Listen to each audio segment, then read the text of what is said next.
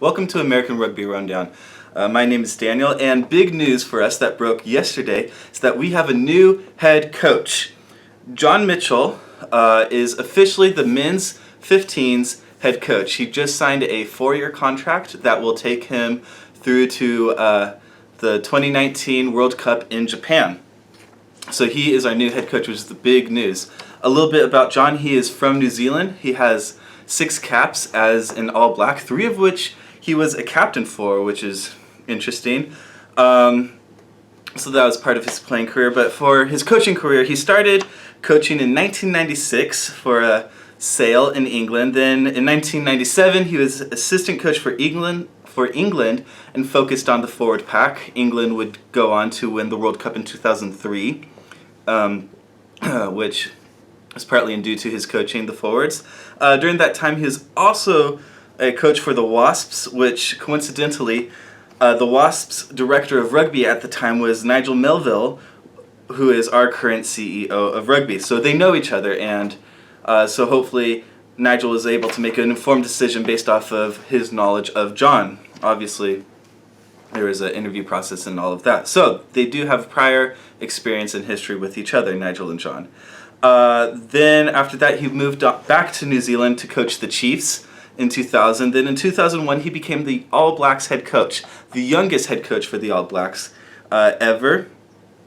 He won the Tri-Nations twice, the Blaisdell Cup once in 2003, and then as the All Blacks head coach, they finished 3rd in the World Cup in 2003. And after that, he was done, leaving with a 25-1-2 record, which is fairly well. 1 loss, that's really good. Then he went on to coach in South Africa and Australia and held several different positions in several different places, but now he is our head coach for the USA Eagles. Now, there's been a bit of controversy over his appointment as a head coach because he is known for being tough or hard-headed. I mean, look at that brilliantly bald head. It could be diamond encrusted for all I know. And now being stubborn isn't necessarily a bad thing for a head coach, especially, when there comes to be tough decisions that it is ultimately the head coach's decision to make. However, Mike Tolkien was also kind of known for being a little bit firm in his ways and a disciplinarian, and that led to him and Todd Cleaver arguing and disagreeing, and Todd Cleaver, who is arguably our best player, didn't go to the World Cup, which I think was a mistake. And so that's where a little bit of eyebrows are raised, because, John Mitchell is known as being as this tough guy, and so was our last coach, and that's where a lot of our issues came with for our last coach. So I think that is where John Mitchell's biggest challenge is going to be. I think that for him to be successful, he needs to develop a short-term plan and a long-term plan.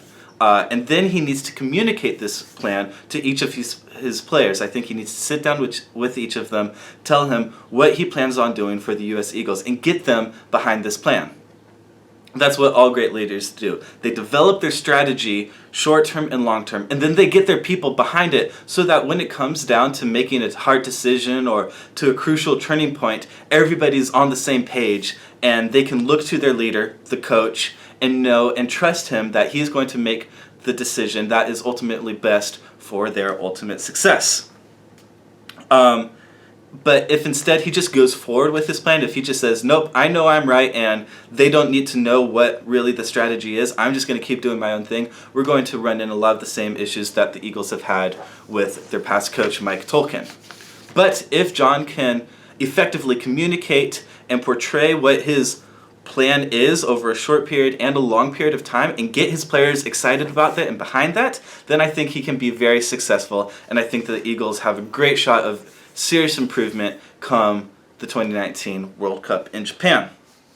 Unfortunately, John recognizes that this is his big challenge and that this is something he's going to need to do. He said in an interview with USA Rugby, in a sort of get-to-know-you type interview, that, quote, "It is my responsibility to cultivate a team culture and climate that improves individual performance and connectedness. The pillars will require a vision cumulative good decisions in the execution of the vision, effective communication and trust, discipline that is fair and consistent, and competency in our people. Essentially, he's saying, yeah, we're going to need to see what the future lies ahead and decide where we want to be and how we want to get there. And then we need to be, as a team, together, working to get where we want to go. Which, I mean, the ultimate would be to win the World Cup. And I think that's, obviously, any coach is going to try and get his team to that position that they can beat every other team. So he's going to have to really create this vision, communicate it, and get everybody on board with it.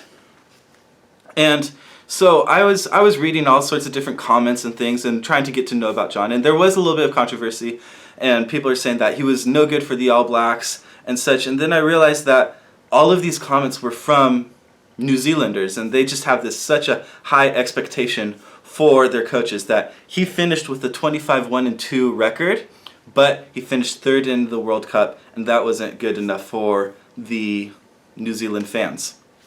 And so if you continue to research and look up John Mitchell, and you see people that are saying that he was just no good for New Zealand, that he wasn't successful and he didn't do really well, well, the stats speak for himself. He won 86% of his matches as the head coach. And really his one shortcoming is that he didn't go the distance in the 2003 World Cup. However, the team that did go the distance in the 2003 World Cup, England, was previously coached by John, and the forwards were developed by him. And so I think I am very optimistic about his appointment. He was a forward when he played. He coached the forwards for England, and they did very well. And I think this is where the Eagles need the most improvement. That, especially when it comes to our subs, I think our forwards really need to be focused on and trained well for our success. Obviously, backs everyone needs improvement, but really right now, I think the forwards need the most. And he talked about that as well in the interview. He said that he saw that our forwards had trouble getting back into the structure after, say, a line out or some confusion. That I think really what he's going to work on is getting our team to develop a good structure and being able to stick to it when something crazy happens, when they become a little bit disoriented, that we can stick to the structure and keep playing our game plan throughout the entire match. And that's going to be crucial. And he's also going to try to get the forwards to be a little bit more dynamic in the back line, which is also going to be huge if we can get our whole team working together at all times. So if we can stick to the structure and get the forwards even more involved in the back line. And so I'm optimistic about John Mitchell. John, good luck. I wish you nothing but the best. I want our Eagles to do really well. And I think that he is the right step forward for the US 15's men's side.